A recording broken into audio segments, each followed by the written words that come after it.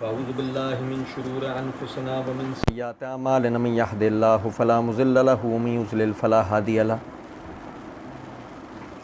व अशहदु अन ला इलाहा इल्लल्लाहु वहदहु ला शरीका लहु व अशहदु अन्न मुहम्मदन अब्दुहु व रसूलुहु अम्मा बादु फ़इन्न खैरल हदीस किताबुल्लाहि व खैरल हदी हदी मुहम्मदिन सल्लल्लाहु अलैहि वसल्लम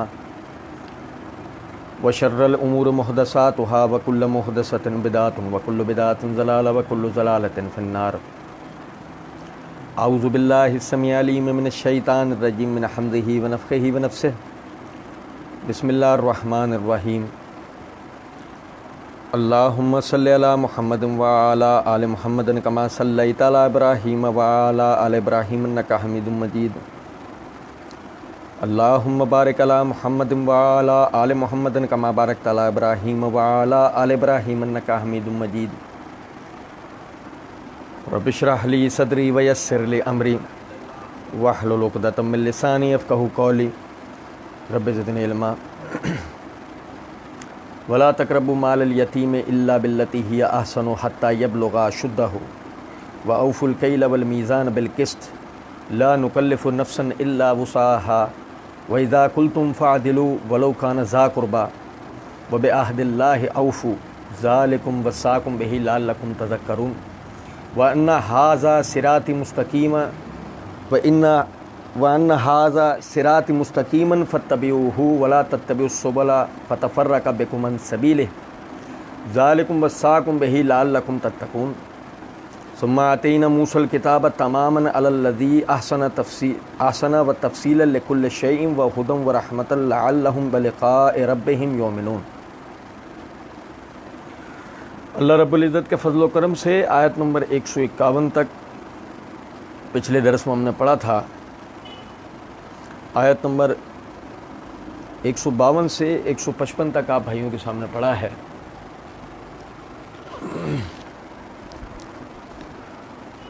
हम पढ़ रहे थे कि अल्लाह रब्बुल इज़्ज़त ने नबी सल्लल्लाहु अलैहि वसल्लम को हुक्म दिया यहूद के लिए उन बुत परस्त मुशरिकीन के लिए जो यहूद से इस्लाम के ख़िलाफ़ एतराज़ात सीख कर आकर और नबी सल्लल्लाहु अलैहि वसल्लम पर एतराज़ कर रहे थे।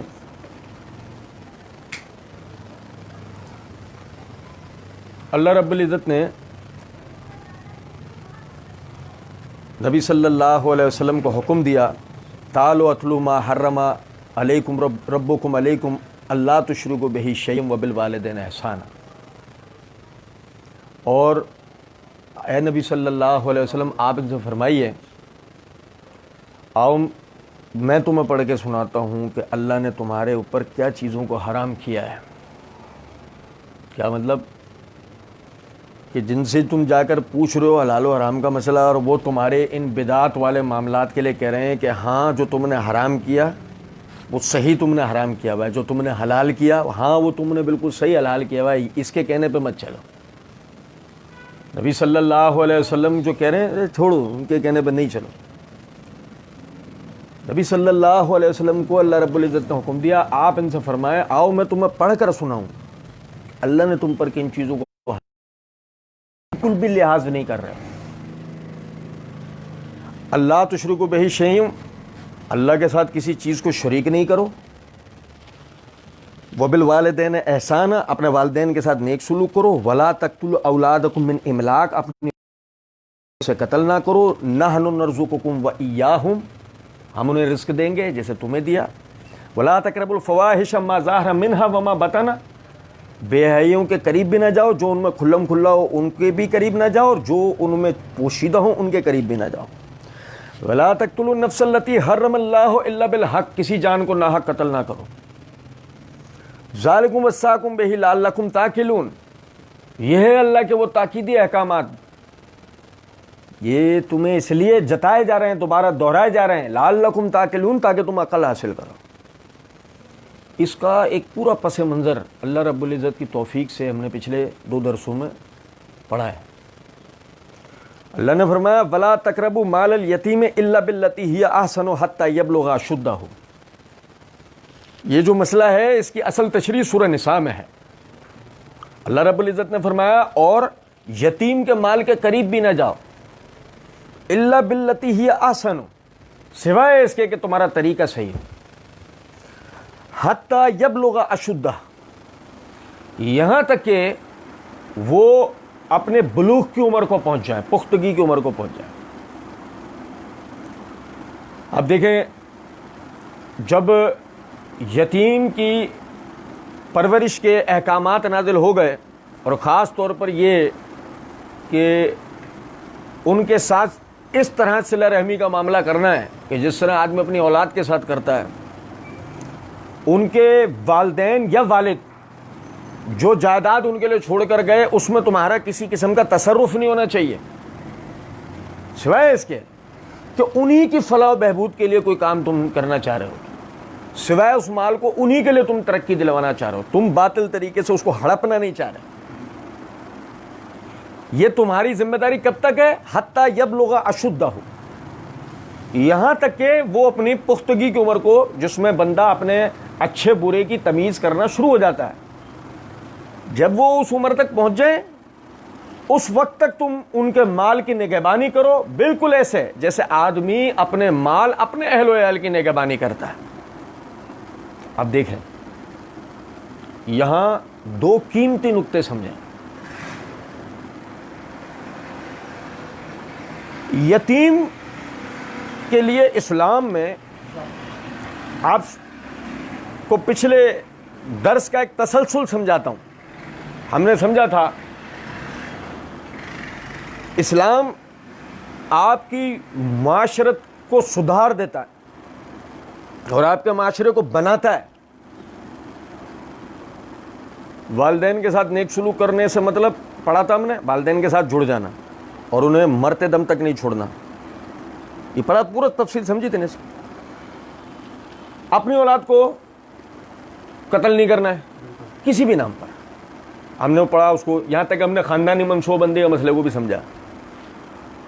मतलब आपका ऊपर से नीचे तक कुनबा तैयार होना शुरू हो गया, आपका कुनबा बन रहा है, खानदान बन रहा है, कबीला बनेगा, आप एक कौम बनकर खड़े हो गए।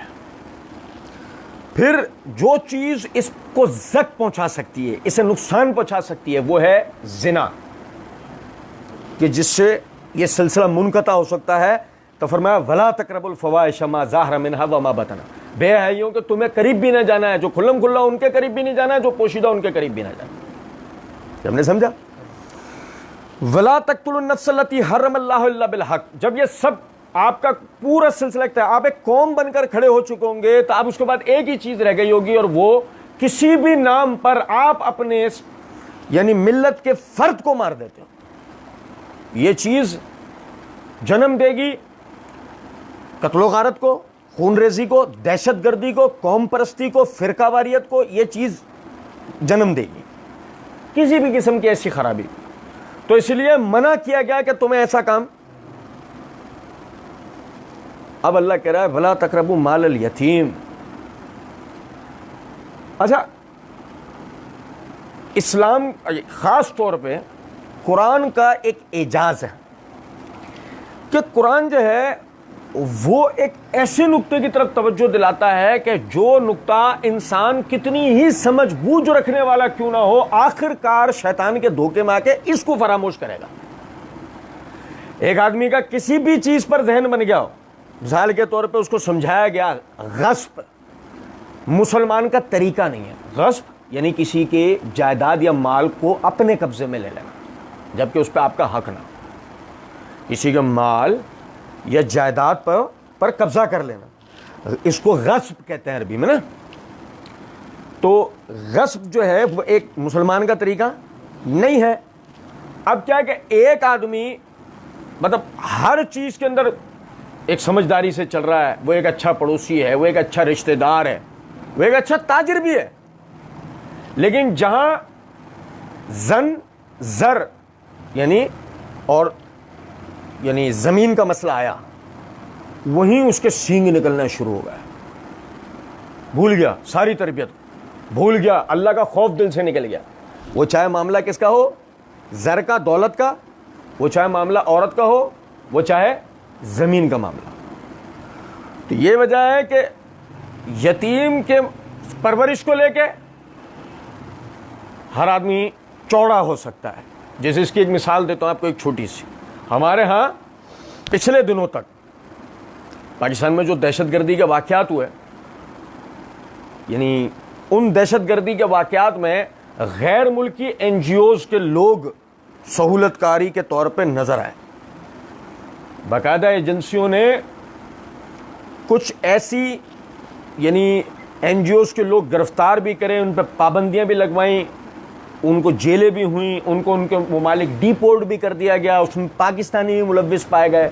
मकसद मेरा अर्ज़ करने का इस बात से ये है, वो NGOs जो बनी वो जो बाहर के लोगों ने आके बनाई, या वो जो फिर हमारे में ना हर जो है वो गवैया, हमारे हर दूसरा गवैया या TV आर्टिस्ट वो अपनी एक गूंगे बहरों के नाम पे या फुला के नाम पे या फुला के नाम पे NGO बना के बैठ जाता है, कोई क्रिकेटर बना के बैठ जाता है, कभी कोई। तो एक यतीम की किफ़ालत या यतीम की परवरिश के नाम पे तो हर आदमी एक अपना जोश और जज्बा लेकर खड़ा हो जाता है, लेकिन असल चीज़ क्या है? माल अल यतीम, यतीम का जो उसके बाप दादा कुछ उसके लिए छोड़ के गए थे वो कहाँ है, या उसके बाप दादा पर इसका हिस्सा बनता था वो कहाँ है? समझ रहे बात का? तो चूंकि इस पर गस्प हो सकता है, किसी यतीम की परवरिश महज इस नाम पर भी हो सकती है कि इसकी जायदाद पर कब्जा हो जाए, ये भी हो सकता है। तो यही वजह है कि शरीयत ने इस बात की तरफ खुसूसी तौर के ऊपर तवज्जो दिलाई कि आपने ऐसा नहीं करना। ये तो एक नुक्ता है जो आयत से नसीहत मिलती है।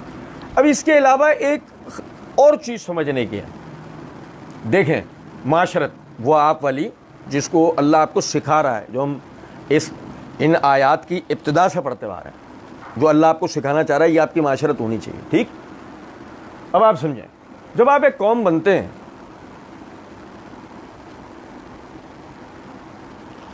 इस्लाम में सगे सुतेले का कोई तस्वुर नहीं है, ये हिंदुआना नज़रियात है। सगा सुतेला ये हिंदुआना नज़रियात। इस्लाम में एक बाप की औलादें सारी एक बाप की औलादें ना, ये बाप चेंज है। वही एक आदमी ने 2 निकाह किए, 3 निकाह किए, 4 निकाह किए, मिसाल है, उससे जितनी औलादें पैदा हुई वो इस एक आदमी की औलाद है ना। तो समझे जरा बात को, सल्ब एक होने की सूरत में ये सगा सुतेला क्या होता है? शायद ये बहस जब हो सकती होती कि जब मां ने अपने शौहर के मरने के बाद, यानी बाप के मरने के बाद दूसरे आदमी से निकाह कर लिया होता, तो ये बात हो सकती थी कि ये हमारा बाप नहीं है। अब मेरी बात समझ रहे हैं? लेकिन मैं बताना ये चाह रहा हूं कि इस्लाम में सगा सुतेले का कोई तस्वुर नहीं है। इस्लाम में एक बाप की तमाम औलादें सब आपस में एक हैं, सब सगे भाई होते हैं। या मेरी बात समझ रहे हैं? अच्छा, अब इसी के साथ साथ आप ये देखें कि ये जो ज़ैद बिन हारिसा रदी अल्लाह तआला अन्हु थे, ज़ैद बिन हारिसा रदी अल्लाह तआला अन्हु रसूलुल्लाह सल्लल्लाहु अलैहि वसल्लम के आज़ाद करदा गुलाम थे। तवज्जो से मेरी बात सुनो, ज़ैद बिन हारिसा रदी अल्लाह तआला अन्हु का ताल्लुक बनु हाशिम से नहीं था। कुरैश, कबीला कुरैश की शाख बनु हाशिम, जिससे रसूलुल्लाह सल्लल्लाहु अलैहि वसल्लम का ताल्लुक है, ठीक है, बनु हाशिम के किसी भी आदमी की औलादों में से ज़ैद बिन हारिसा, हत्ता के छोड़ो बनु हाशिम, ज़ैद बिन हारिसा का ताल्लुक कुरैश से भी नहीं था, हत्ता के उसे भी छोड़े। ज़ैद बिन हारिसा का ताल्लुक हिजाजी कबाइल में से किसी से भी नहीं था। वो अरब जरूर थे, लेकिन ये जो हिजाज है, हिजाज जिसमें मक्का, मदीना, ताइफ वगैरह सब आते हैं, ज़ैद बिन हारिसा रज़ी अल्लाह तआला अन्हु का तो इससे भी ताल्लुक नहीं था। अच्छा, यहां मैं बात को रोक कर एक नुक्ता समझा रहा हूं। आदमी, आदमी का बेटा, आदमी का पड़ोसी, पड़ोसी का बेटा, आदमी का भाई, उसका बेटा, समझें? ये तो इसकी औलाद है बकौल इसके देखने के, ये क्या है? इसके भाई की औलाद, और इसकी नज़र में मेरा चचेजाद भाई, और ये हमारे पड़ोसी हैं, पड़ोसी का लड़का, ये हमारे पड़ोसी हैं। आप नुक्ता समझे मैं क्या कह रहा हूं? ये पहले ये जहन में रखिएगा। अब देखें कि ज़ैद बिन हारिसा वो रसूलुल्लाह सल्लल्लाहु अलैहि वसल्लम के रिश्तेदार नहीं, मोहल्लेदार नहीं, कुछ भी नहीं। ज़ैद बिन हारिसा रज़ियल्लाहु तआला अन्हु को लाकर बेचा गया था और रसूलुल्लाह सल्लल्लाहु अलैहि वसल्लम ने उन्हें यानी खरीदा, खरीदने के बाद अपनी औलाद की तरह पाला, आज़ाद किया। यानी वो मुसलमान हो चुके थे, मुसलमान हो गए तो उन्हें आज़ाद किया और आज़ाद करने के बाद अपनी सगी फुफीजात बहन से उनका निकाह किया।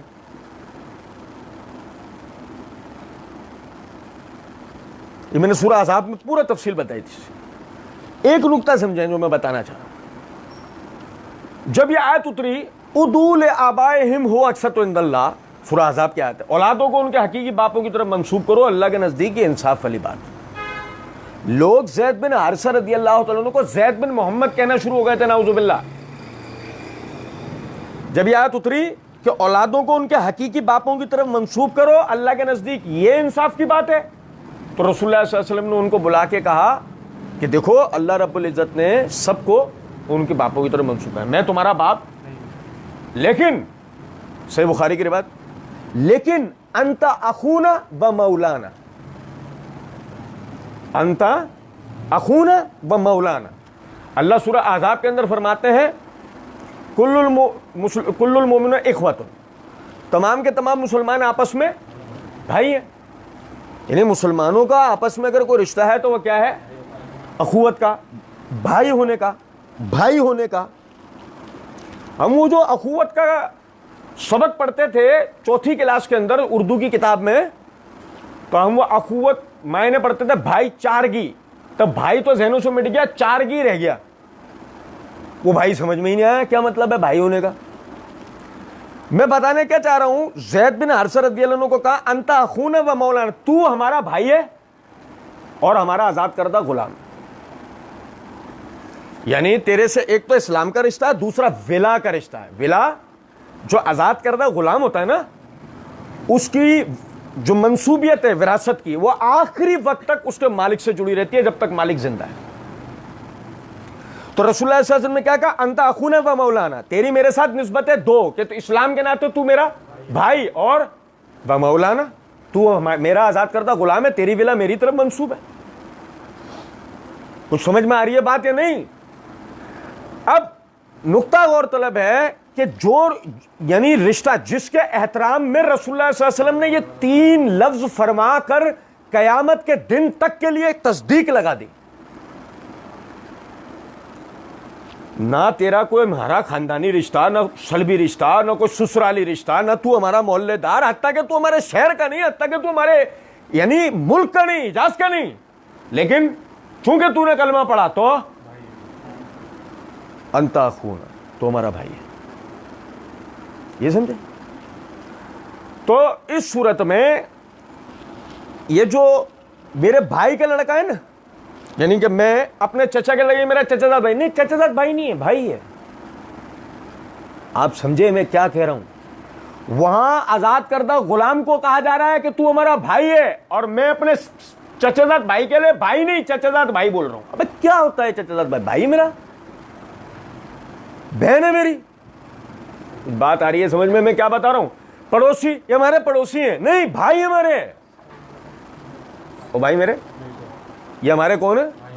भाई हमारे। आप समझ रहे? जब आपका जहन बनना शुरू होता है ना मेरे भाई, इस पर तवज्जो सुने मैं क्या कह रहा हूं। जब आप अपने यानी खूनी रिश्तेदारों को, ससुराली रिश्तेदारों को, अपने मोहल्लेदारों को जब आप अपना भाई कहने लगते हैं, आखिरकार आपका इसके ऊपर जहन बनना शुरू होता है कि मुसलमान मुसलमान का भाई है। जब आपका इस पर जहन बनना शुरू होता है तो फिर आपको समझ में आता है कश्मीरी हमारे भाई कैसे हैं, इराकी हमारे भाई कैसे हैं, अफगानिस्तानी हमारे भाई कैसे हैं, दुनिया भर में जहां कहीं मुसलमान बसा हुआ वो हमारा भाई कैसे है। वो फिर हमें बड़ी बातें जब हमें समझ में आना शुरू होती हैं। छोटी बातों पर जब जहन नहीं बना हुआ होता ना, तो फिर बड़ी बातें समझ में आती।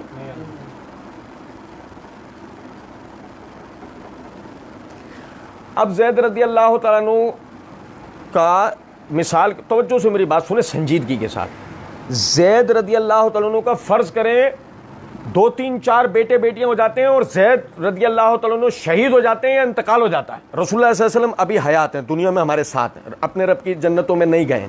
समझो नुक्ते की बात मैं क्या बता रहा हूं। तो ज़ैद बिन हारिसा रज़ी अल्लाह तआला अन्हु के जो बच्चे हैं, जितने भी बेटे हैं बेटियां हैं, उनका रसूलुल्लाह सल्लल्लाहु अलैहि वसल्लम से रिश्ता क्या है? अंता अखूना व मौलाना, फिर भूल गए भाई, ये आज़ाद करदा गुलाम था भाई, वो मंसूब होंगे किसकी तरफ? रसूलुल्लाह सल्लल्लाहु अलैहि वसल्लम। और सूरह अज़ाब में फरमाया अन्नबी औला बिल मुमिनीन मिन अनफुसिहिम, नबी मोमिनीन पर उनकी जान से ज़्यादा हक रखता है। तो इन बच्चों पे हक किसका है? इन बच्चों पे हक किसका होगा? अब रसूलुल्लाह सल्लल्लाहु अलैहि वसल्लम दुनिया में नहीं, अपने रब की जन्नतों में चले गए। अब जो मुसलमान बच्चे पैदा होते हैं वो मंसूब किसकी तरफ होंगे? आप समझ में, अब मैं देखूंगा आपको कितनी बात समझ में आई है। वो मंसूब होंगे हमारी तरफ। हर पैदा होने वाला मुसलमान बच्चा मंसूब होगा अपनी मिल्लत, अपनी उम्मत की तरफ। वो हमारा भाई है। हर पैदा होने वाला बच्चा हमारा। आप मेरी बात समझ रहे हैं मैं क्या करूं? अब ये मेरा भाई है, इसके यहाँ बच्चा पैदा होता है, ये मेरा भतीजा है। ये नुक्ता समझे? फिर वो जब बुलूग को पहुंचता है, ये मेरा भाई है, क्योंकि भतीजा होने में उससे वो मेरी मोहब्बत कौन सी वाली होगी? भतीजे वाली। मैं उस पर शफकत करूंगा, उस पर रहमत करूंगा, उसको बिल्कुल ऐसे देखूंगा जैसे मैं अपने बच्चों को देखता हूं। आप मेरी बात समझ रहे हैं मैं क्या कह रहा हूं? अच्छा, जब यहां तक हमारा जहन बनना शुरू होता है ना, इधर तक भी हमारा जहन बन गया, तो फिर उसके बाद अब समझो जरा बात। अब फर्ज कर लेते हैं कि हमारे किसी भी, यानी हमारे मुल्कों में से किसी पर भी हमला होता है, लोग मारे जा रहे हैं, तो फिर कोई चोचो हम में से खड़ा होकर यह नहीं कहेगा ये कश्मीरियों का अपना मसला है, ये इराक की अपनी जंग है। ओ भाई मेरे, समझे हो? टीवी सोशल मीडिया देखते हो, सियासी तंजीमों के लोगों से मिलते हो, क्या ड्रामेबाजियां सुनने को मिलती हैं? कश्मीर का अपना मसला है, इराक का अपना मसला, अफगानिस्तान का अपना मसला है। हर इस्लामी मुल्क जहां भी जुल्म के पहाड़ टूटे हुए सबका, और हमारा मसला पेट्रोल है 25 रुपए ऊपर हो जाने वाला। ये हुआ है जुल्म कि 25 रुपए ऊपर हो गए, और जुल्म क्या हो रहा है वो समझ में आ रहा नहीं होता। ज़हन नहीं बनेगा, वो ज़हन नहीं बनेगा। पड़ोसी का बेटा है, ये मेरे भाई का बेटा है, समझ में आ रहे हैं? अब यहां से आए दूसरे नुक्ते पर। चूंकि इस्लाम ने आपको एक मिल्लत बनाया, जो मिल्लत होती है ना, मिल्लत की फौज होती है, मिल्लत होती है ना, कौम होती है, वो बाकायदा लोग होते हैं, जंगजू लोग, जंग के मौके पे जंग भी करते हैं, तिजारत के वक्त में तिजारत भी करते हैं, उनमें खानगी उमूर, खानदानी उमूर, सारी चीजें होती हैं। जब आप एक कौम और मिल्लत हो गए, आप लड़ोगे, लड़ोगे भाई मेरे, आप लड़ोगे। आप लड़ोगे तो जंग लाती है दिनों को बदल बदल के, जंग लाती है दिनों को बदल। आप पढ़ो सूरह आल इमरान, अल्लाह रब्बुल इज्जत ने उसमें इशारा दिया। ओहद के वाक़े में 70 शहीद हुए, ओहद के वाक़े में 70 शहीद हुए। तो जो गम मुसलमानों पर आया तो अल्लाह रब्बुल इज्जत ने उन्हें याद दिलाया 1 साल पहले बदर का वाक़या। पढ़ो आप सूरह आल इमरान, अल्लाह ने उनको याद दिलाया कि 1 साल पहले तुम उन्हें भी नुकसान पहुंचा चुके हो। तो अगर उन्होंने तुम्हें नुकसान पहुंचा दिया तो क्या हम इसी तरह लोगों के दरमियान दिनों को बदल के लाते रहते? इसी से तो कौमें तैयार होती हैं। हर दफा जीतते रहेंगे तो नुकसान को, तो कभी आ गया नुकसान तो सभी मर जाएंगे, क्योंकि नुकसान में आदमी कैसा होना चाहिए वो तो पता ही नहीं होगा ना। अच्छे बुरे दिन सब, जब सब आते हैं तब बंदा ताकतवर बनता है, हर माहौल को समझने वाला बनता है। गर्मी सर्दी अगर हमने ना देखी हो तो गर्मी में इंतकाल हो जाए, सर्दी ना देखी हो तो सर्दी में इंतकाल हो जाए, ऐसे ही है। अब गौरतलब नुकता है, जब आप एक कौम है, जब आप एक मिल्लत हैं, जब आप लड़ेंगे तो आप में दिन बदलेंगे, और जब दिन बदलेंगे तो कभी आप मारेंगे और कभी आप मरेंगे। कभी आप उनके लोगों को मारेंगे, कभी वो आपके लोग मार देंगे। जब वो आपके लोग मारेंगे तो आपके जो लोग मर रहे होंगे आपकी फौज में, आपके उन भाइयों में जो मिल्लत के लिए लड़ रहे हैं, उनमें सब तो कंवारे नहीं होंगे, उनमें तो शादीशुदा भी होंगे भाई मेरे। ये मेरी बात समझ रहे? उनकी औलादें भी होंगी। अच्छा, फौजी बाप की औलाद कैसी होगी? उस्ताद का बेटा अनपढ़ रह जाता है, लेकिन सब तो नहीं होता। फौजी बाप की औलाद के लिए हमारे पास 50% चांस तो हो चुके होते हैं कि ये बड़ा होकर फौजी होगा, जो बड़ा होकर मुजाहिद होगा। मुजाहिद बाप का बेटा 50% चांसेस तो जाते हैं कि बड़ा होकर क्या होगा? मुजाहिद होगा। उसको हम जाया कर दें भाई मेरे, उसको हम जाया कर दें या हम उसकी तरबियत करें? जहन कहां से बनेगा? वला तकरबू मालल यतीम इल्ला बिल्लती हिया आसन। ये हैं वो अहकामात। यतीम के माल के करीब भी ना जाओ, हत्ता यबलुगा अशुद्धहु, यहाँ तक कि वो पुख्तगी की उम्र को पहुंचे। यानी अल्लाह आपको दो बातें समझा रहा है, एक यतीम, एक उसकी पुख्तगी की उम्र। माल का मसला तो हमने पहले नुक्ते में समझ लिया ना, यतीम और यतीम की पुख्तगी की उम्र। अगर तुम्हारे यहाँ मिसाल के तौर पर बच्चा कचरे के डब्बे में से निकले तो इसका मतलब क्या है? बच्चा नाली में से निकले तो इसका मतलब क्या है? अगर कुत्ते उसको भमोड़ के नोच चुके हों तो इसका मतलब क्या है? आज छोड़ दें दूसरी बातों को नहीं करें कि वो किस वजह से हुआ, नहीं। अगर ऐसा हो गया 24 घंटे गुजरने के बाद वो बच्चा कहां है? कभी सोचा मैंने? कभी हमने सोचा? ये जो मैं नाम नहीं लूंगा जानबूझ, हमारे यहाँ जो एनजीओज के यहाँ जो बच्चे, मतलब वो जो गुमशुदा जो बच्चे जो उन्हें मिलते हैं, जिनके लवाहिकीन का उनको पता नहीं होता, वो बच्चे वो पाल रहे होते हैं और उसी को दिखा दिखा के वो फंड ले रहे होते हैं। हमने देखा बोर्ड के ऊपर एक यतीम बच्चे की तस्वीर और ऊपर लिखा हुआ ये आपकी ज़कात का मुस्तहिक है। ये बच्चा जिसकी हमने तस्वीर 5 साल पहले देखी, ये बच्चा आज कहाँ है भाई? ये बच्चा आज कहाँ है? बड़ा हुआ? हाँ, तो क्या हुआ? क्या बना? क्योंकि पता यह लगेगा ये बड़ा होकर क्या बना, इससे पता लगेगा आपके ज़कातें सदकात वगैरह लेके ये क्या कर रहे हैं, इन बच्चों का क्या मुस्तकबिल बनाया इन्होंने। या तो यह पता लगेगा या यह पता लगेगा ये बच्चे बड़े हुए मुल्क के काम आ रहे हैं, मिल्लत के, या मुल्क और मिल्लत के खिलाफ किसी काम में इस्तेमाल हो रहे हैं। क्योंकि मिसाल के तौर पे आप समझें जरा इस बात को, खुद के हमला आवर जो हमले करते हैं ये वो तो ठीक है। हमारे रहमान मलिक साहब के दौर के अंदर तो 1 घंटे बाद पता लग जाता था कि इसका ताल्लुक मालाकंड से है, इसका ताल्लुक कराची से है, इसका ताल्लुक फलां से है। लेकिन वैसे समझे अगर इसको हकायक की रोशनी में देखा जाए, वो कौन था, कहां से आया था? अगर वो मुसलमान और पाकिस्तानी था तो वो कौन था, कहां से आया था? उसको ट्रेंड किसने किया? ऐसा उसका जहन किसने बनाया कि उसने जाकर अपने आप को उड़ा दिया? खुदकश हमला जो होता है ना, ये 2 किस्म का आदमी कर सकता है। ये तो जिसके अंदर बहुत ज्यादा गम गुस्सा भरा हुआ हो, या जो जहनी मरीज। सेहतमंद आदमी जो जहनी तौर पे सेहतमंद हो, जिसे कोई गम गुस्सा ना हो, ना कोई जहनी आर्जा हो, क्योंकि दोनों नफ्सियाती बीमारियां, बहुत ज्यादा गम गुस्सा होना या दीगर कोई जहनी आवारिज होना, ये नफ्सियाती मसले हैं। कोई भी दिमागी सेहतमंद आदमी कभी भी खुदकश हमला कर सकता। वो सीधी सी बात कहेगा ना, मिसाल के तौर पर किसी का, मिसाल के तौर पर कुफर किसी भी नाम पर उसको आप खड़े हो, वो कहेगा ना दो ना मेरे को हथियार, ट्रेनिंग दो, मैं 100 200 500 600 आज जब तक जिंदा रहूंगा मारता रहूंगा, ट्रेनिंग दो मुझे ऐसी, मैं मारता रहूंगा। मुल्क और मिल्लत के खिलाफ, दीन और मजहब के खिलाफ जो लोग होंगे, मुझे ट्रेनिंग दो, मैं उन्हें मारता रहूंगा। जहनी सेहतमंद आदमी तो ये बोलेगा ना, भैया मैं खुद का हमला करूं, उसमें 20 आदमी 25 आदमी 100 आदमी मरे मिसाल के तौर पर, तो वो नुकसान ही नहीं हुआ ना। अगर मैं बड़ा नुकसान पहुंचाते हैं ना, आप मुझे ऐसी ट्रेनिंग दोगे मैं 500-600 आदमी मार दूं। ये सेहतमंद दिमाग का आदमी जो समझता है बातों को, वो बोलेगा ना सामने लोग, तू मुझे बम पहनवा रहा, तू बम पहनवा के कुदवा रहा, और कुदवा के इन पे रहा जिन्हें मैं नहीं जानता।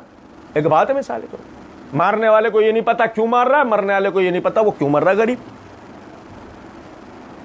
लेकिन उससे बड़े हमें, इन दोनों से बड़े, क्या हमने कभी पस मंजर में झांक के नहीं देखा ये थे कौन, ये आए कहां से थे। अगर वो जो चेहरा मिला वो वाकई खुद के हमला आवर का चेहरा है, देखने से जो बज़ाहिर पाकिस्तानी नुमा लग रहा है, अगर वो वाकई पाकिस्तानी था तो कभी हमने सोचने की कोशिश नहीं की कि वो, पता ये सोचें किनके दिमाग में आती हैं, जिनको ये हो ये हमारा आदमी था, ये हमारा भाई था, इसकी गलत जहन साजी हुई, इसे दहशतगर्दी के लिए इस्तेमाल किया गया, इसे नुकसान पहुंचाने के लिए इस्तेमाल किया गया, ये हमारे बच्चे हैं। अब आप देखें ना, मिसाल के तौर पे APS का वाकया हो गया, वो भुला भी दिया गया। अब साल में अगर एक मरतबा आप उसकी कोई सेरेमनी मना रहे हैं चैनलों पे और कोई ड्रामे दिखा रहे हैं, आपको ड्रामेबाजी आप कर रहे हैं, तो वो ड्रामेबाजियों का कोई फायदा नहीं है। जिन्होंने उन बच्चों को मारा वो तो वो मिल्लत के हमारे बच्चे थे ना। वो ड्रोन हमलों में जो मिसाल के तौर पे वाना वजीरिस्तान में अमेरिकी ड्रोन हमलों में मदारिस के जो बच्चे शहीद हुए वो हमारे बच्चे थे ना। वो ये ऐसे सोची जाती हैं बातें। बर्मा में जिन बच्चों को मार दिया गया वो हमारे बच्चे थे ना। ये ऐसे सोची जाती हैं बातें। जब ये ऐसे सोची जाती है ना बातें, तब असल में सही इंसानियत पैदा होती है। क्या तो एक तरफ बात है कि ज़िबा होती मुर्गी एक नजर नहीं देख पाते हम, और क्या ये कैफियत है कि हजारों मुसलमान दुनिया में शहीद किए जा रहे हैं और हम बेफिक्र होकर सो रहे हो। कैसे भाई? चैनल देख रहा है, चैनल में दिखाया जा रहा है कि कहां कहां किस किस तरह मुसलमानों पर जुल्म हो रहे हैं, वो भी देख रहा है, फिर भी उसको खाना हलक से नीचे उतर रहा है। ये वजह क्या है? वो जो चौथी क्लास में आपको अखुवत पढ़ाई गई थी वो निकल गई है दिमागों से। सिर्फ वो चारगी रह गई, भाई निकल गया। आप नुक्ता समझ रहे हैं मैं क्या कह? तो जब आपका जहन इतनी बात पर बनाया जाता है ना, तो फिर वो यतीम को नहीं छोड़ा जाता।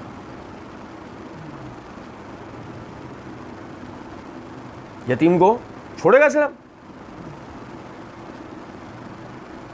नबी सल्लल्लाहु अलैहि वसल्लम की हदीस है, फरमाया जिसने यतीम की किफ़ालत करी इस तरह कि उसको अच्छा खिलाया, अच्छा पहनाया, यहाँ तक कि वो जवान हुआ तो उसका निकाह कराया, कल क़यामत के दिन वो और मैं इस तरह एक साथ होंगे। वो और मैं इस तरह, ऐसे आपने दो उंगलियां जोड़ के दिखाएं कि ये उंगलियां कभी अगर यूं भी कर लो तो कभी अलग हो सकती हैं? नहीं, साथ रहे। चलो आपको एक मंतकी की बात बताता हूं।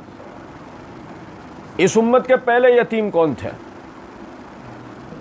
मुहम्मदुर रसूलुल्लाह सल्लल्लाहु अलैहि वसल्लम। सबसे पहले यतीम ही होते। वालिद का इंतकाल 6 महीने पहले हो गया, वालिदा का इंतकाल 8वें साल में हो गया। वो खुद यतीमी की ज़िंदगी उन्होंने गुजारी। किसने परवरिश की उनकी? अल्लाह ने। उनकी परवरिश किसने की? अल्लाह ने। वो हमारे यहाँ समझदार किस्म के लोग कहा करते हैं कि आप गली मोहल्ले के मसाइल अगर समझते हैं और अगर आप इनका हल चाहते हैं तो आपका वजीर आज़म वो आदमी होना चाहिए जो गली मोहल्लों से उठ के गया। नहीं समझे? जो मिसाल के तौर पर महलात में रहे हों, बड़े बड़े घरों के अंदर रहे हों, वो एसी रूम से बाहर नहीं निकलते थे, निकले तो बर्फानी इलाकों में टहलने निकले, फलाना ढिमका, जो भी जितने भी हमारे यहाँ हुक्मरान हैं, इल्ला माशाअल्लाह। गली मोहल्लों की दुख तकलीफें उन्होंने देख ही नहीं रखी, तो गली मोहल्लों की दुख तकलीफों को हल करने का आप उनसे सोचें, कोई गुमान लगाएं, सवाल ही नहीं पैदा हो सकता ना भाई। रसूलुल्लाह सल्लल्लाहु अलैहि वसल्लम ने ये जिंदगी गुजारी। हमें वाइज सुनाते हैं कि रसूलुल्लाह सल्लल्लाहु अलैहि वसल्लम के 3 बेटे 4 बेटियां। आपके बेटों का इंतकाल हो गया, आपकी बेटियां थी, बेटियों का आपने निकाह करे, और ये सिलसिला है तरबियत, घर की तरबियत, वो ख़त्म हो जाता है बज़ाहिर। लेकिन कोई ये नहीं बताता कि रसूलुल्लाह सल्लल्लाहु अलैहि वसल्लम ने अबू सईद खुदरी रज़ियल्लाहु अन्हु की तरबियत की, अनस बिन मालिक रज़ियल्लाहु अन्हु की तरबियत की, उबय बिन काब, रबिया बिन काब असलमी की तरबियत की, ज़ैद बिन हारिसा की तरबियत की, और भी नाम है इनमें शामिल। ये तो वो थे ना आपकी सलबी औलाद, 3 बेटे, ये तो सलबी औलाद थे ना। ये आपके वो बच्चे हैं कि जिनके लिए पहले आपने अमल करके दिखाया, यतीम की परवरिश। अनस बिन मालिक की वालदा उम्मे सुलैम ऐसे हाथ में हाथ दे के चली गई थी, अल्लाह के रसूल आज से ही आपका हुआ, जो दिल करे इसके साथ करें, मतलब गुलाम बना लें, अपना घर के बर्तन धुलवाएं, मतलब वो जो एक जहनियत, बस ये आपका हुआ। सही मुस्लिम के अंदर हदीस है सलातुल लैल के बयान में, अनस बिन मालिक रज़ी अल्लाह तआला अन्हु कहते हैं रसूलुल्लाह सल्लल्लाहु अलैहि वसल्लम ने कभी जिंदगी के अंदर मुझे डांटा नहीं, मुझे कभी उफ तक नहीं कहा। एक मरतबा सख्त सर्दी की रातों में आप बेदार हुए तो आपने कहा जब वजू का पानी लेकर आ, मैं वजू का पानी लेने के लिए निकला, मशकीज़ा ले गए, मशकीज़ा लेके आने लगा, रास्ते में पैर स्लिप हुआ, गिर गया, सारा पानी बह गया। आपने मुझे उठाया, कपड़े झाड़े, का कोई बात नहीं, जा दोबारा भर के लेके आ। मैं फिर गया, फिर भरा, वापस आया, फिर पैर स्लिप हुआ, फिर गिर गया, फिर सारा पानी बह गया। अब फिर उठ गया, आपने फिर मुझे उठाया, मेरे कपड़े झाड़े और कहा कोई बात नहीं, जा दोबारा भर के ले आ। 4 मरतबा ऐसा हुआ। आखिर रसूलुल्लाह सल्लल्लाहु अलैहि वसल्लम ने आखिर में कहा तू छोड़ दे, मुझे दे, खुद भर के लेके आ।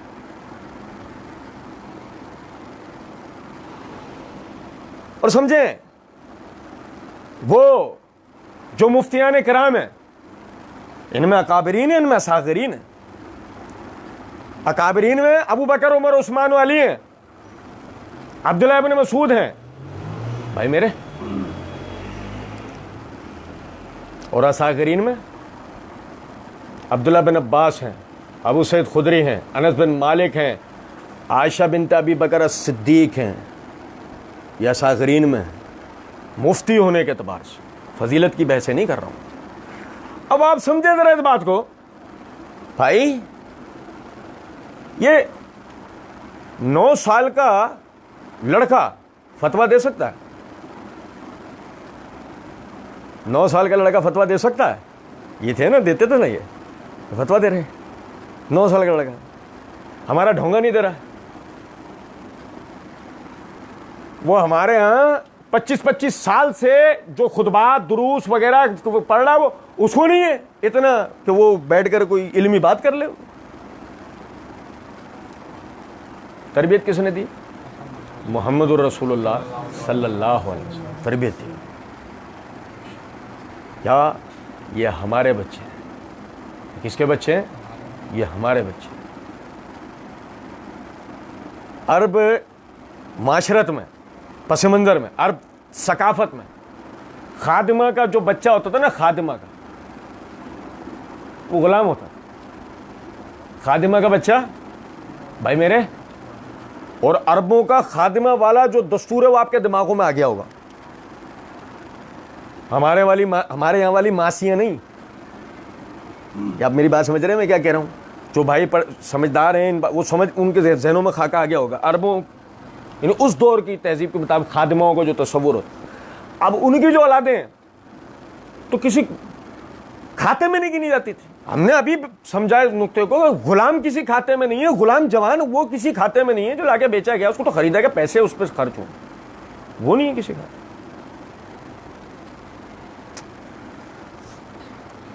फुकहाए सबा पढ़ो, फुकहाए सबा के हवाले से, उसमें दूसरे नंबर पे जो आपको नाम मिलेगा नाफे बिन अब्दुल्लाह बिन उमर। अब्दुल्लाह बिन उमर रज़ी अल्लाह तआला अन्हु की खादिमा के बेटे थे। भाई किसके? सहाबा किराम रज़ियल्लाहु अलैहिम मजमईन के बाद पूरी दुनिया में सबसे बड़े जो मुफ्तियान किराम गिने गए इस उम्मत के सबसे, सहाबा किराम के बाद इस उम्मत के सबसे बड़े अहले इल्म जो गिने गए, उसमें पूरी दुनिया में दूसरे नंबर पर जो है वो कौन है? नाफे बिन अब्दुल्लाह बिन उमर। किसके बेटे हैं? खादिमा। किसने तरबियत दी? अब्दुल्लाह बिन उमर ने। और अब्दुल्लाह बिन उमर को तरबियत किसने दी? आई समझ में बात? 12 साल का लड़का सूरह बकरा, यानी 12 साल का लड़का है, कुरान सिखाता है किसको? 63 साल के बूढ़े को, 63-64 साल के बूढ़े को। बूढ़े में अपने हिसाब से बात करें, उनके यहाँ बूढ़े नहीं होते थे, उनके यहाँ तो वह अधेड़ उम्री के उम्र। 12 साल का लड़का अब्दुल्लाह बिन उमर सिखाते हैं सूरह बकरा किसको? साद बिन अबी वकास को, क्योंकि अब्दुल्लाह बिन उमर ने सूरह बकरा सीखी है किससे? मुहम्मदुर रसूलुल्लाह। और मेरे भाई यार बात को समझो, सिपाही पैदा हुए, आलिम पैदा हुए, डॉक्टर पैदा हुए, साइंटिस्ट पैदा हुए, बड़े बड़े कार हाय रहनुमा सरंजाम देने वाले लोग पैदा हुए। और अगर पसे मंजर देखोगे तो यतीम थे। क्या थे मेरे भाई? यतीम। बाप का, चलो सब छोड़ो, मोहम्मद बिन इदरीस अश-शाफ़ई, वालिद का इंतकाल हो गया, वालदा इधर उधर बर्तन साफ करती हैं, कपड़े सीती हैं, फिर वो पैसे कुछ जमा किए, पढ़ने भेजा इमाम मालिक के पास। किसको? इमाम शाफी को, छोटेपन लड़कपन की उम्र से। बाप सर पे नहीं है, बाप सर पे नहीं है, यतीम। बाप सर पे नहीं है, बच्चा क्या है? वो उसूली तरह पे यतीम, जब तक माँ दूसरा निकाह ना कर ले। आप समझे? बाकायदा मोहम्मद बिन इदरीस शाफी आते हैं, इल्म दीन सीखते हैं। आज उम्मत उन्हें इमाम शाफी कहती है। इमाम का मायने क्या होता है? अरबी ज़बान के अंदर किसी भी इल्म व फ़न के सबसे बड़े माहिर को इमाम कहा जाता है। किसी भी इल्म, हुनर व फ़न के सबसे बड़े माहिर को, अपने ज़माने में सबसे बड़ा माहिर, उसको क्या कहते हैं? जिसको असल में लफ्ज़ी मायने बनते हैं सरदार, कि इस फील्ड में ये हेड है। सही थे। पसे मंदिर से कौन है? पसे मंदिर से कौन है मेरे भाई? यतीम। और हमारे मुर्शद मोहम्मद बिन इस्माइल अल बुखारी, भाई मेरे, नहीं समझे? यतीम। उनके भी वालिद। लेकिन आज उम्मत उनका एहसान उतार सकती? सही बुखारी की तसनीफ जो अल्लाह ने उनसे ये खिदमत ली अपने दीन की, उम्मत क़यामत तक उनका ये एहसान नहीं उतार सकती। मेरे भाई, मेरा मकसद बताने का ये है, छोटी सी बात। ये तो हम अभी जो हमने बातें की ना, ये बातें थोड़ी सी मकसद ऐसी हैं कि बहुत सारे भाई हो सकता है यहाँ से जाने के बाद सोचें भाई बड़ी बातें, अब इस पे हम क्या बात करें, हम क्या सोचें, हम क्या समझें, हमारी हैसियत क्या है। असल में जिस दिन हमें यह पता लग जाए ना कि हम मुसलमान हैं, उस दिन हमें, यानी मुसलमान होना क्या होता है, जिस दिन हमें यह पता लग जाए कि मुसलमान होना क्या होता है, उस दिन हमें समझ में आएगा हमारी हैसियत क्या है। ये जो हम खुद को कचरा कूड़ा समझ रहे होते हैं ना, हम कचरा कूड़ा है नहीं। हमारे पास सबसे बड़ी जो एक सलाहियत है ना, देखो अल्लाह रब्बुल इज़्ज़त ने जिस काम के लिए बशमूल उम्मत हम सबको मुखातिब करके फरमाया, कुंतुम खैरा उम्मतिन उखरिजत लिन्नास तामुरून बिल मारूफ व तनहाउना अनिल मुनकर। तुम बेहतरीन उम्मत, तुम चने बेचने वाले, वेल्डिंग करने वाले, जूते सीने वाले, भाई मेरे जूते सीने वाले, रेड़ी चलाने वाले, ठिया लगाने वाले, ठेले लगाने वाले, मुसलमान है ना उम्मत। तुम फौज के जनरल कर्नल, तुम मुल्कों के वजीर सदर, तुम हेड ऑफ यूनिवर्सिटी, तुम डॉक्टर, तुम इंजीनियर, तुम बीवी, तुम शोहर, तुम बाप, तुम बेटा, तुम खैर उम्मत, तुम बेहतरीन उम्मत हो। इन सब हैसियतों से नहीं, ये जितनी हैसियतें हैं सब गैर मुस्लिमों में भी हैं। ये सब हैसियतें गैर मुस्लिमों में, उनके पास भी डॉक्टर, उनके पास भी इंजीनियर, जनरल कर्नल, वज़रा सुदूर, चपड़ासी, ठेले ठिये लगाने वाले, सब उनके पास भी हैं। आपके पास ही नहीं है अनोखे। एक चीज़ है जो तुम्हें अलहदा करती है, और वो क्या? तुम्हारा मुसलमान होना। वो नहीं। तो मुसलमान होते हुए तुम्हारा काम क्या है? तामुरून बिल मारूफ व तनहाउना अनिल मुनकर। तुम बुराइयों से रोकते हो, तुम नेकियों का हुक्म देते हो। यानी तुम ज़हनसाज़ी करते हो, तुम एक दूसरे की ज़हनसाज़ी करते हो। जब तुम एक दूसरे की ज़हनसाज़ी करते हो तो किन बातों पे करते हो? छोटी से छोटी बातों पे, बड़ी से बड़ी बातों पे। आप समझे, मैंने फेसबुक के ऊपर एक पोस्ट देखी, लोगों जिस तरह इस पेट्रोल माफिया ने पैसे कम होने के नतीजे में पेट्रोल रोक दिया था, पेट्रोल की तरसील को नामुमकिन बना दिया था तुम्हारे लिए, उसी तरीके से तुम अब पेट्रोल का बायकॉट कर दो, पेट्रोल इनसे ना खरीदो, ताकि दोबारा औकात पर आए, 70 रुपए पे लेके आए, वही 70, 72, 75 जो था। ये मैंने पोस्ट पढ़ी। पोस्ट जिस बंदे ने भेजी ना, मैं उसे ज़ाती तौर पे, मतलब मैं जानता भी हूँ और वैसे भी मैं उसकी पोस्टें देखता रहता हूँ। तो वो पोस्टें ऐसी हैं कि जिनको अगर आदमी जो ना खुले ज़मीर के साथ किसी दिन खाना ना खा पी के और बिल्कुल टाइम से बैठे ना देखने के लिए यूं ऐसे, तो आदमी बोलेगा कि यार मेरे को नफ्सियाती डॉक्टर की ज़रूरत है, मेरे को अपना इलाज कराने, वो पागल हो गए। नहीं समझे? वो ऐसी पोस्ट है। या फिर वो जो बिल्कुल ख्वार करने को कोई काम नहीं, बेचारे गरीब यही कर रहे हो, बिल्कुल ख्वार। लेकिन एक बात तय, आपने जहन बनाया। जब एक ऐसा आदमी जहन बना सकता है, और वो आप किस बात के लिए, आप पेट्रोल के लिए जहन बना सकते हो, तो आप हर बात के लिए जहन बना सकते हो। औकात नहीं है जिस बात को हम समझ रहे हैं ना, ये मसले की औकात नहीं है इसकी कि हम इसका मुकाबला भी करें। लेकिन समझे जरा इस बात को कि हमें पता तो लगे। आज यानी आप समझो बहुतात, अभी पिछले दिनों दर्स का हमारे उन्वान था, वो फेसबुक पेज पर भी बहुत हमारे कुछ साथी बेचारे परेशान हो गए, सवाल कर रहे हैं कि इस्लाम में बच्चे क्यों जो ना वो ज़्यादा पैदा होने चाहिए और ये और फलाना ढुमका। हर बेचारा एकदम भाई परेशान हो गया। क्या कि जहन नहीं बने ना, मिल्लत होने के एतबार से देखें तो बातें समझ में आना शुरू होता है। एक भाई परेशान हो गया, वो बैठा हुआ फेसबुक के ऊपर, वो सवाल कर रहा है, कह रहा है कि ये जो है वो जंग के उसूल की बात तुमने कैसे कर दी। तो ये नहीं समझ में आती बात, ये हम बड़ी बात कर रहे हैं। अगर हम समझें तो आप ज़रा सा गौर करेंगे ना, जो जिसका माँ बाप, बड़ी माजरत के साथ ये बात करने लगा हूँ, आपको बड़ी अजीब लगेगी। मेरे 19 साल तजुर्बे में जिन भाइयों को हमने मिसाल के तौर पे आर्मी, नेवी या एयरफोर्स ज्वाइन करने के लिए जहन बनाए ना, मिसाल के तौर पे, या इदारे ज्वाइन करने के लिए, दफातर ज्वाइन करने के लिए, हुकूमती इदारे ज्वाइन करने के लिए अगर हमने जहन बनाए ना, तो 50% लोग ऐसे थे जिनके अम्माओं अब्बाओं ने जाने नहीं दिया, मुख्तलिफ वजूहात के बुनियाद पर। तो मैं बाद में तजर्बाती जिंदगी ने एक नुक्ता समझाया, अम्माओं अब्बाओं वाले बड़े कामों के लिए जल्दी तैयार नहीं हो सकते बशर्ते के एक यतीम के, कि उसके बाप भी तुम हो, तो माँ भी तुम हो, तो भाई भी तुम हो, तो बहन भी तुम हो, तो सब कुछ तुम हो। वो जितनी जल्दी इन चीज़ों के लिए तैयार हो सकता है ना कोई और, क्योंकि मसला ये, माँ कह रही होती है मरने लगी हूँ, तेरी शादी करा दूँ बस फिर मेरी आंखें बंद हो जाए, मुझे कोई परेशानी नहीं हो। ये माँ है चोच, जो आखिर अमेरिका ने मिसाइल मारा तो तेरी वैसी ही आंखें बंद हो जानी है। कुछ बात आ रही है समझ में या नहीं? तो आप अगर चाहते हैं ना बड़े बड़े काम हो, तो ये बड़े बड़े कामों के लिए बड़े बड़े अफकार होने जरूरी हैं। बड़े बड़े कामों के लिए बड़े विजन, बड़ी जहन साजियों की जरूरत है। अब वो मसला है, बड़ी जहन साजी बेचारे गरीबों की हो ही नहीं रही, शादियां हो गई, बड़ी जहन साजियां हो ही नहीं रही गरीबों की। अब तो सिर्फ ये जहन साजी इस बात के ऊपर हो रही है, घर कैसे चलाऊं।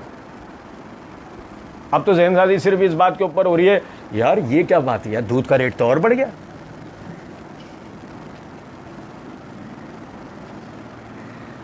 अब मिसाल के तौर पर जो यतीम है, मिसाल के तौर पर जो यतीम है, शादी की टेंशन है, कोई टेंशन हो जाएगी शादी भी अगर होनी होगी तो। लेकिन यह है कि हो सकता है आपको साइंस की दुनिया में बड़ा कारनामा दिखा जाए, आपको मेडिकल के शोबे में बड़ा कारनामा दिखा जाए, वो इदारों में बड़ा कारनामा दिखा जाए, आप अपने यतीमों को ज़ाया ना होने दें।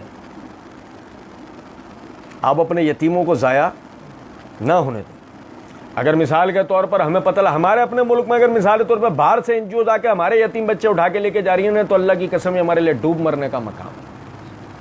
और अगर हमारे इदारे मिसाल के तौर पे चंदे लेके अब तक सिर्फ मस्जिदों की 4थी मंजिल, 5वीं मंजिल, 6ठी मंजिल, 7वीं मंजिल तामीर कर रहे हैं ना, जिसमें ऊपर कबूतर अंडे दे देंगे, तो यकीन करें कि हमारे किसी काम नहीं है, किसी काम के नहीं। इसलिए इस पे जहन होना चाहिए कि वो माशरा जिसको अल्लाह बनाने की बात करे, इसको हम पहले दिन से पढ़ते आ रहे हैं, इन आयत के शुरू से। वालिदैन के साथ उसने सुलूक, पहला डिजिट, ठीक है। औलाद को गरीबी के डर से कत्ल ना करो, दूसरा डिजिट। ये आपकी औलाद, पहला हिस्सा है, दूसरा हिस्सा। ये ऐसी चेन यूं खड़ी, नसब सीधा है बिल्कुल। नसब में जो चीज़ रख न डाल सकती थी वो था ज़िना, ला तक़रबुल फ़वाहिश मा ज़हरा मिन्हा व मा बतन, ये इस पर रोक, दूसरा डिजिट। वला तक़्तुलुन नफ़्स अल्लती हर्रमल्लाहु इल्ला बिल हक़, किसी जान को नाहक कत्ल नहीं करना है। किसी जान को नाहक कत्ल नहीं करना, क्योंकि हर आदमी तुम्हारा यूनिट है, हर आदमी तुम्हारा यूनिट है। हमने इसके हवाले से पूरा तफसील से पढ़ा। फिर वला तकरबु मालल यतीम, एक आखिरी चीज़ रह गई है, यानी इसमें अभी तो है, आगे और हम पढ़ेंगे इंशाल्लाह अगले दर्स में। वह है तुम्हारा यतीम, ये भी तुम्हारे हाथों से जाना चाहिए। औरत हो, मर्द हो, बूढ़ा हो, बच्चा हो, कोई भी क्यों ना हो, तुम्हारा अपना मुसलमान भाई है, दुनिया के किसी भी हिस्से में क्यों ना हो, वो तुम्हारा भाई है। अल्लाह रब्बुल इज़्ज़त हर बंदे को इस चीज़ को सीखने, समझने, इस पर गौर व फिक्र करने की तौफीक दे, और अल्लाह ताला हमारे लिए ऐसे वसाइल पैदा करे हम अपने भाइयों की खुद खिदमत कर सकते हों। वमा अलैना इल्लल बलाग।